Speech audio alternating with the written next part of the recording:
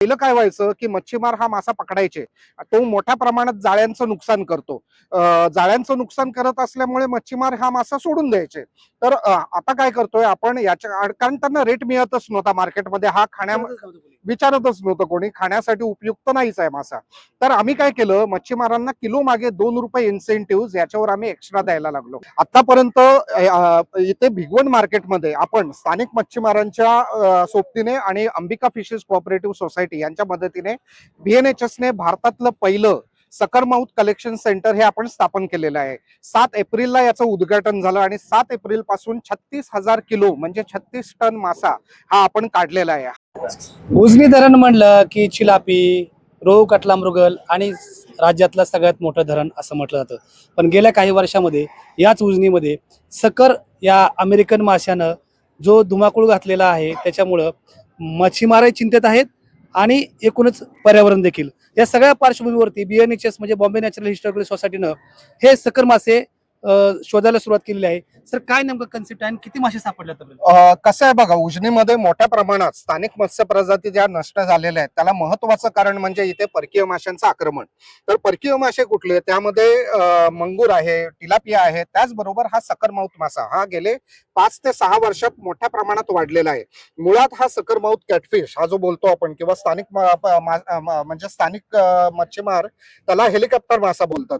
तर हा सकरमाउथ आपल्याकडचा नाही, हा भारतीय मासा नाही, हा मुळात आहे साऊथ अमेरिकेमधला, म्हणजे अमेझॉन रिव्हर मधला. हा मासा आपल्याकडे आला कसा, तर आपल्याकडे जे व्यवस्थित व्यवस्थापन करण्याच्या ऐवजी एक प्राणीदया किंवा भूतदया दाखवून लोक आजूबाजूच्या नदी नाल्यांमध्ये सोडतात आणि अशा प्रकारे हा मासा आपल्याकडे नदी नाल्यांमध्ये पसरलेला आहे. आज हा मासा फक्त उजनीमध्येच नाही, तर उजनीपासून दौंड पुढे भीमा नदी पात्रात, अखंड भीमा पात्रात, अगदी भीमाशंकर पर्यंत, म्हणजे जिथं भीमा नदी उगम पावते तिथपर्यंत, उगम स्थानापर्यंत हा मासा पसरलेला आहे. किती मासा पकडला?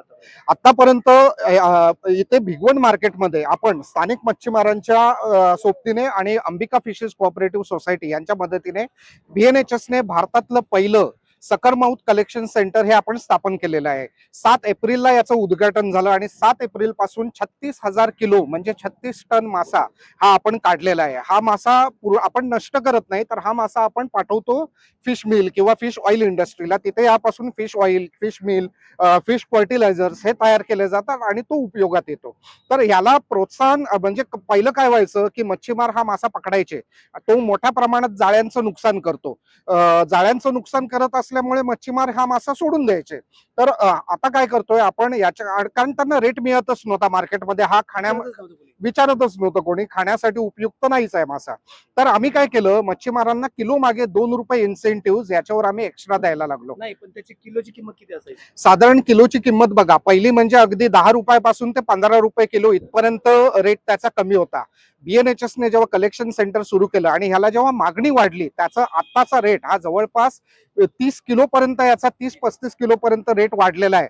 आणि ह्या किलो मागे, दर किलो मागे 2 रुपये इन्सेंटिव्ह BNHS स्वतः जास्त देतं मच्छीमारांना. हा मच्छीमारांना डायरेक्ट बेनिफिट जातो.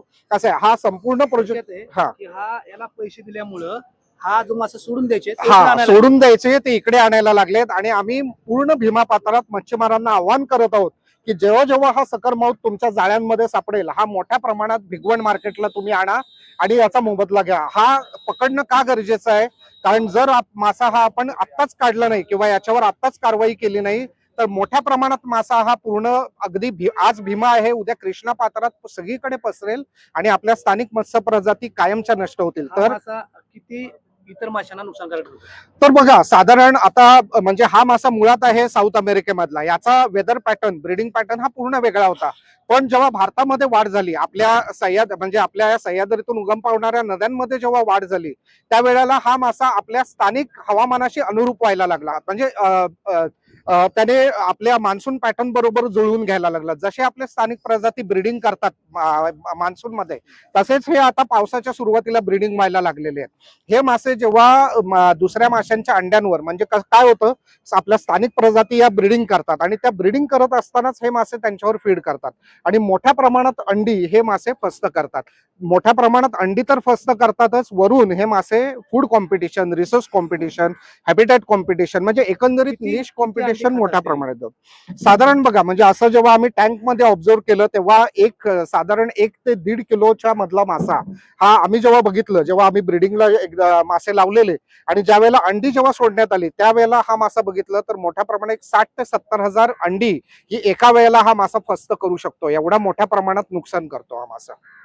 किती वर्षापासून हा मासा उजनीमध्ये दिसतोय? आपल्यावर अंबिका मत्स्य व्यवसाय संस्थेचे अध्यक्ष भरत मल्लम. यावेळेस आपल्या या 5-6 वर्षातच हे सकन मासा दिसायला लागलाय. एक तर मुळात उजनीत प्रचंड प्रमाणात प्रदूषण वाढले. लहान जाळ्याच्या साहाय्याने मासेमारी 28 वर्षात प्रचंड झाली. त्यामुळे देशी मासे जे ते जवळजवळ 30 ते 40 जाती नामशेष झाल्या. त्या संकटानंतर हे मांगूर आणि सकर जातीचं संकट आमच्यावर आता सगळ्या मच्छीमार लोकांवर घोंगावतंय. कारण या उजनी जलाशयावर जवळजवळ 1-1.5 लाख लोकांचा रोजगार उपलब्ध आहे. मच्छीमार आहेत, तोडणारे आहेत, विक्री करणारे आहेत, व्यापारी आहेत. परंतु ह्या माशामुळे काय झालं की मच्छीमारांची जाळी फाटणं किंवा अनेक इतर माशांच्या जाती त्याची अंडी खाणं, लहान पिल्लं खाणं, ह्याच्यामुळे ह्या जातीचा प्रचंड वावर ह्या उजनी जलाशयात झालाय. जिथं पूर्वी 1 अन् 2 मासे आम्हाला चुकून भेटायचे, आता तोच तर रोज बघितला तर 1 टन 2 टन अगदी दौंडच्या भागात गेलं तर 10 टनापर्यंत सुद्धा गेल्या वर्षी हा मांगूर सकर मासा आलेला आहे. त्यामुळे ह्याचं प्रमाण प्रचंड वाढले. परंतु आता जसं कलेक्शन व्हायला लागले तर आता नेमकी आकडेवारी आपल्याला बाहेर यायला लागली. त्या माध्यमातून आमचे परत हे मासे संपले तर जे पूर्वीचे मासे आहेत त्यांना आम्हाला चांगले तरी साधारणपणे किती मासा सापडतो? जवळजवळ आम्हाला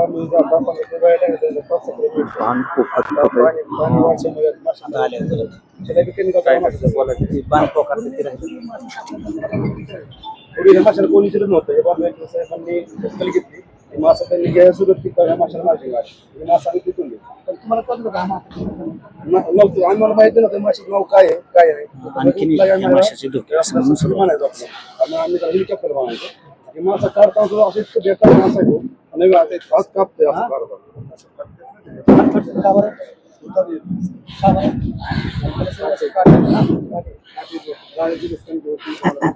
अंड्याची मासे 4 मासे पडले तर ती जाळं टाकता सगळं राहतच नाही. कारण सगळं खालून असं पॅक होतं. ते अंगाला जाळं लागतं. सगळंच बघतो ते असं. 1,500 रुपयाचं जाळं नुकसान नाही करायची. 4 दिवस 2 दिवसामध्ये काढताच येत नाही. काय वाटते हा मासा किती त्रास होतो? कारण तो हलवत त्रास आहे.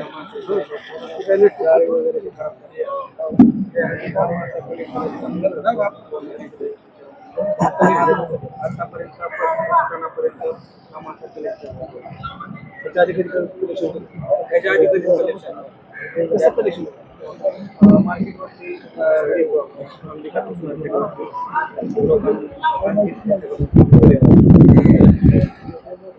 ते गोव्याचा रेट आहे तो आणि एक्स्ट्रा मला एक सांग त्याच्या आधी कधी नाही खरेदी नव्हती. म्हणजे कंपनीला गोव्यामध्ये घेतलं तर कंपनी पण घेत नव्हती. खरेदी नव्हती. अनिल आपलं अनिल मत्स्यबीजाचं किती नुकसान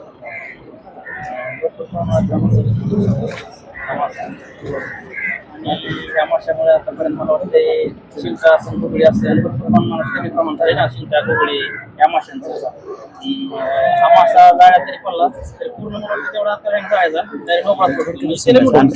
जाळ्यांचा. मला वाटतं आता जर आता ह्याचं सुद्धा ब्रिडिंग झाली जातं या चालू पाण्याला. माझी संख्या आता ह्यांची वाढणारच आहे. आता कमी नाही होणार, यांची संख्या वाढणारच आहे. त्याच्यामुळे आता जी BNS वाल्यांनी जी प्रकल्प घेतला बाबा ह्यांना नष्ट करण्याचा हे चांगलाच घेतलाय. मला वाटतं ह्याच्यापेक्षा अजून वेगळं काही प्रक्रिया करता येत असेल तर त्यांनी ती करावी आणि पूर्ण हा उजनी धरणातूनच नाही तर महाराष्ट्रातून हा संभव. देशी माशाचं संवर्धन सुरू आहे. त्या पार्श्वभूमीवरती हा मासा बाहेर काढणं किती उपयोगाचं ठरेल? प्रचंड उपयोगाचा होणार आहे. तुम्ही विचार करू शकता 7 एप्रिल पासून म्हणजे गेल्या 2 महिन्यात फक्त आम्ही 36,000 किलो म्हणजे 36 टन एवढा जर मासा काढत असू आणि हे जर कंटिन्युअसली आपण 1-2 वर्ष 3 वर्ष कंटिन्युअस प्रकल्प चालू राहिला तर याचा नक्कीच आपल्याला उपयोग होणार आहे. म्हणजे आपण जे बोललो की याचा स्थानिक मत्स्य प्रजातींना धोका आहे, पण याचा महत्वाचा धोका आहे तो आज नदी नाल्यांचे बांध हा मासा पोखरतो. कारण याचं काय होतं, नर मादी अंडी घालण्यासाठी बंधारे फोडतात. नर मादी अंडी घालण्यासाठी या बिळ तयार करतात. पण बंधारे खेकडे पडतात. खेकडे तर आपले नैसर्गिकरित्या हे करतातच, पण या माशांचं ब्रीडिंग बिहेवियरच असं आहे की नर मादींना भोकं करा म्हणजे होल्स करावे लागतात, टनेल करावे लागतात आणि हे असे 1-2 मीटर टनेल करतात ब्रीडिंगसाठी. आणि हे टनेल केल्यामुळे पूर्णपणे मोठा धोका तयार झालेला आहे, तो म्हणजे सॉइल इरोजनचा. आणि या माशावर वेळीच जर प्रतिबंध नाही घातला तर मोठ्या प्रमाणात आपलं स्ट्रक्चरल नुकसान सुद्धा आपल्याला सहन करावं लागेल. तर म्हणून या माशाचं समूळ उच्चाटन नुसतं उजनी जलाशयामधूनच नाही तर संबंध भीमा पात्रातून होणं अतिशय गरजेचं आहे. सध्या म्हणजे सगळी प्रक्रिया एकदम बरोबर चालली उजनीच्या दृष्टीने म्हणजे जे प्रजाती आहेत, देशी प्रजाती आहेत, ते ह्या सगळं नष्ट होण्यामुळे होणार आहे. फक्त आता काय झालं की एवढं भीमा म्हणजे पाऊस काळ सुरू झाला, भीमा नदीचं पात्र ओसंडून वाहते, त्यामुळे आता थोडंसं कलेक्शन त्याचं कमी झाले. अन्यथा एरवी त्याचं रोजचं 1 टन 2 टन 5 टन ह्याच्यापर्यंत गेले. खरं तर हा सकर मासा हा उजनीच्या पर्यावरणातला मासा नाही आणि विशेषतः परकीय जे मासे आहेत ते उजनीला पर्यावरणाला अतिशय छेद देत आहेत आणि म्हणूनच सध्या जी मोहीम सुरू आहे सकर मासा नष्ट करण्याची, की जी उजनीमध्ये गरजेचा नाही, उजनीला घातक आहे आणि तो मासा नष्ट करण्याची मोहीम बॉम्बे नॅचरल हिस्टॉरिकल सोसायटीने सुरू केली आहे. आणि त्या माध्यमातून आतापर्यंत 36,000 किलो आणि 36 टन मासा आतापर्यंत हा संकलित केलेला आहे. हे फार मोठं यश आहे.